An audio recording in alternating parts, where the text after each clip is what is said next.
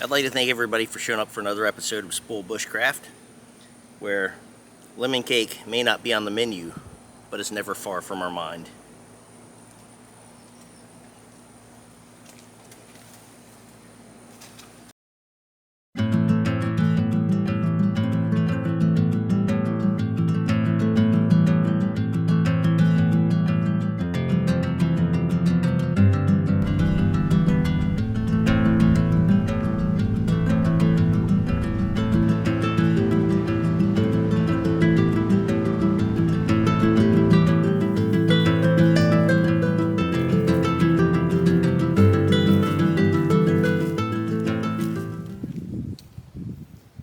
What's up, everybody? Thanks for joining us on another episode of Sp00l Bushcraft.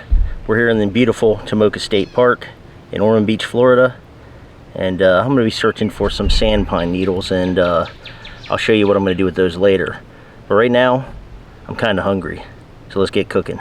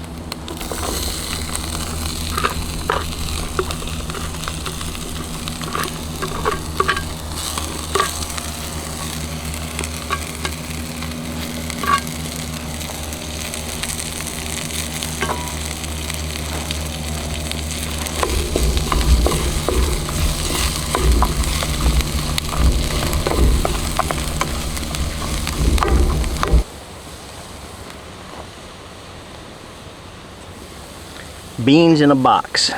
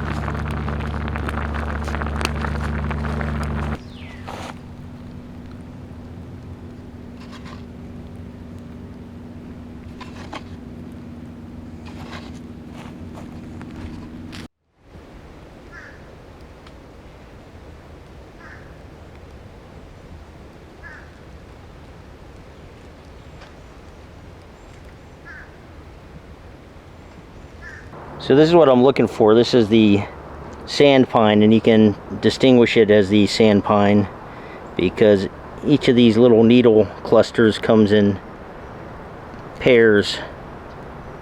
It's only 2 per cluster, and that's what we're looking for. That's what we're going to make our pine needle tea with. That should be enough for what we're going to do today.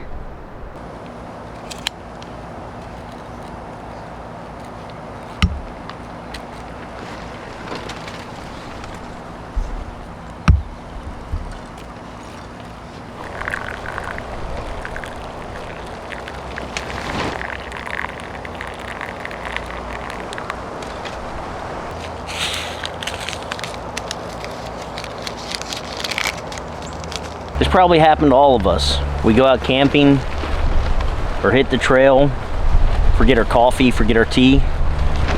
Well, pine needle tea can make a good substitute in a pinch. Allegedly, it's full of vitamin C, antioxidants.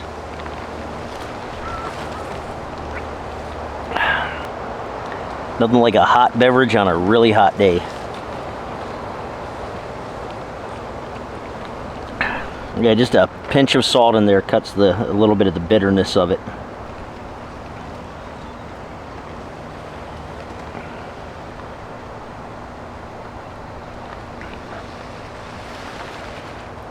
Not bad.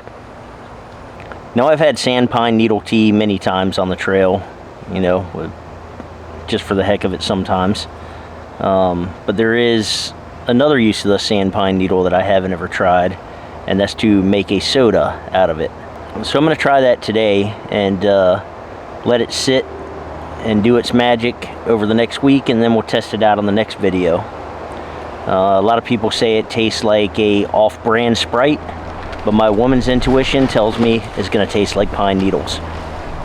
So these sodas are going to be made of just a few ingredients. And of course, you're going to need some fermenting bottles of some kind.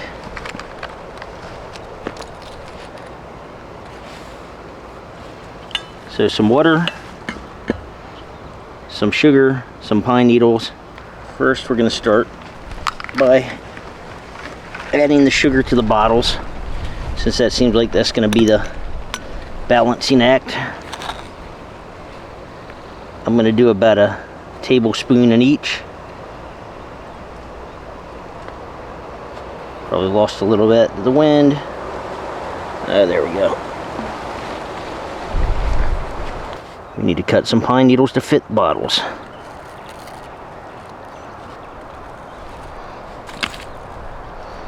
Now, I've seen people load these things up. I'm probably going to use less than half of what I've seen other people use. We'll see if that works or not. But the idea is the naturally occurring yeast on these pine needles is supposed to consume the sugar, and the fermentation process begins a bit. So what we should end up with is a drink that has bubbles in it. So I'm using filtered water.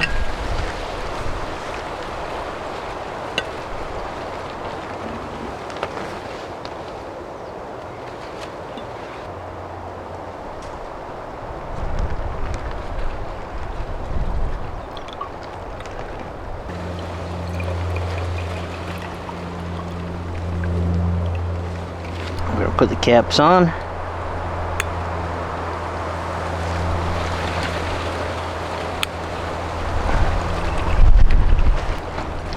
So that's what we're looking at there. And then we're going to put them in the windowsill until next week. Give them 7 days and see what happens. Alright, I'll see you next week when hopefully I'll be drinking sand pine needle soda. That's hard to say. Hopefully it's worth the wait.